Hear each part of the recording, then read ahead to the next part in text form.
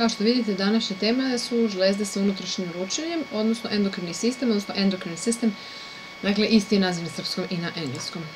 Uradit ćemo koja je uloga endokrinog sistema, njegova građa, način funkcionisanja, povezanost sa ostatkom tela.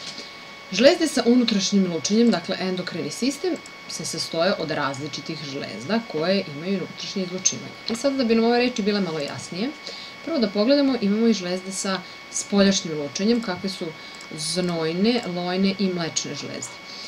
Ovde imamo presek jedne takve žlezde gde se vidi, ako je ovo ovde žlezdano tkivo, ove roze prostori, oni izlučuju svoje proizvode i ti proizvodi izlaze vani, kao što je, na primjer, znoj na površinu tela. Za razliku od njih, žlezde sa unutrašnjim lučenjem, odnosno endocrine gland, ovo je exocrine gland, svoje produkte izlučuju u krvotok. Znači, ovo kuda ove strelice putuju je zapravo krvotok. To su hipofiza, štitna žlezda, nadbubrežna žlezda, pankreas, polne žlezde. A šta su ti njihovi produkti? Njihovi produkti su hemijske supstance, odnosno hormoni. Za hormone smo čuli, a sada ćemo ih malo bolje upoznati. Dakle, žlezde sa unutrašnjim lučenjem izlučuju hormone u krvotok. Endo, kao ovo endokrino, endo znači unutrašnje, a krinein to separate, to distinguish, odnosno izlučivati. Tako da, eto, to je etimologija reči da bi malo lakše pamtili nazive. Koja je uloga? Da kontrolišu rad različitih delova organizama. Ali, wait a minute, zar ne beše to uloga nervnog sistema? Pa da ne bismo pomešali ove dve uloge, napravit ćemo jednu jasnu razliku, odnosno paralelu između ova dva organska sistema. I jedan i drugi imaju ulogu u kontroli rada različitih delova organizma, šta više, vrlo su udruženi i sinhronizovani na tom zadatku, ali svako ima da obavi svoj deo posla. Nervni sistem kontroliše pomoću nervnih impulsa, a žlezde sa unutrašnjim lučenjem pomoću hormona. Nervni impulsi su električni signali, dok su hormoni hemijski signali. I kao takvi električni impulsi su brzi i kratkotrajni, znači oni brzo deluju i njihovo dejstvo je kratkotrajno, za razliku od hemijskih signala koji su spori, znači više vremena treba, ali njihovo dejstvo duže traje, tako da hormoni utiču na rast, na razvoj, na metabolizam, reprodukciju i čak na raspoloženje. Ali ko je onda šef između ta dva?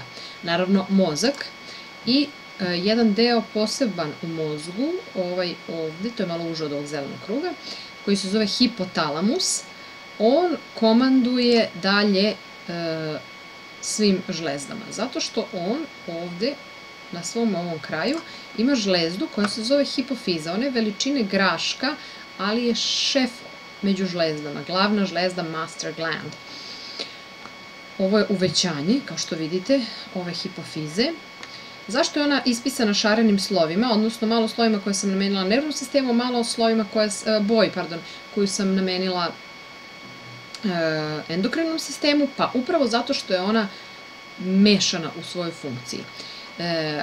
Kao i svako nervno tkivo, sastoji se od neurona, odnosno nervnih ćelija, međutim, ovi neuroni, za razliku od svih drugih neurona, u našem organizmu luče hormone i to direktno u krvotok. Doduše, to se dešava u ovom ovde prednjem režnju hipofize, a u zadnjem režnju hipofize je, da kažem, klasično žlezdano tkivo, koje se ovde vidi.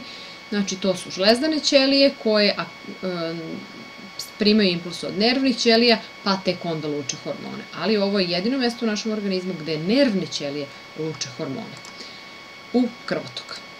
Ali, kuda stižu ti hormoni? Krvotokom stižu do svih delova tela, ali kako onda samo neki delovi tela reaguju?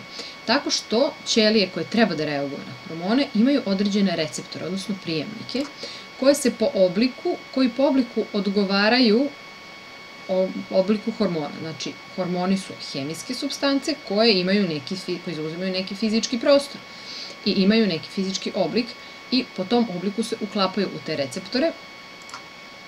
Kada se dobro uklopi, po principu ključ i brava, ti receptori se aktiviraju, odnosno daju signal ćeliji da je određeni hormon stigao do njih.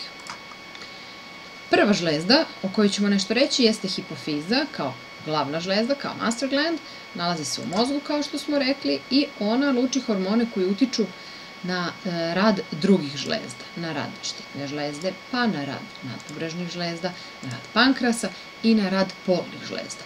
Znači, ona nekako je menadžer svih ostalih žlezda u organizmu. Ali postoje i određeni hormoni koje ona luči direktno u krvotok. Znači, ima tu nešto što ona ne prepušta nikome drugome, nego se sama bavi time. A to je hormon rasta pre svega, zatim oksitocin, koji je hormon koji priprema matericu za porođaj, i prolaktin koji utiče na stvaranje mleka prilikom dojenja, kao i antidiuretski hormon koji kontroliše izlučivanje tečnosti u organizmu, pa time deluje i na krvni pritisak.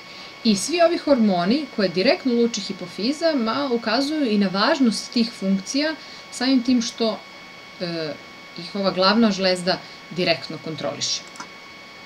Štitna žlezda, ako idemo redom, nalazi se ovde na vratu, kao što vidite, i kod muškaraca i kod žena. Njeni hormoni utiču na rast kostiju, na razvoj mozga tokom razvića i na brzinu metabolizma. Znači, na brzinu kojom hrana koju pojedemo se pretvara u energiju i brzina kojom se ta energija troši. Hipofiza kontroliše štitnu žlezdu preko dva hormona, od kojih jedan stimuliše njen rad, a drugi inhibira, odnosno usporava njen rad. Tako da hipofiza, i tako naravno za svaku žlezdu, tako da hipofiza u stvari ima nekakvu klackalicu koju gleda da drži u ravnoteži kada je rad bilo koje od žlezda u pitanju. Pa ako se smanji rad neke od žlezda, a ne bi trebalo da bude tako, hipofiza reaguje sa onim hormonom koji stimuliše i obrnuto. Nadbubrežne žlezde nalaze se iznad oba bubrega, a na ovom crtežu iz nekog razloga to nije.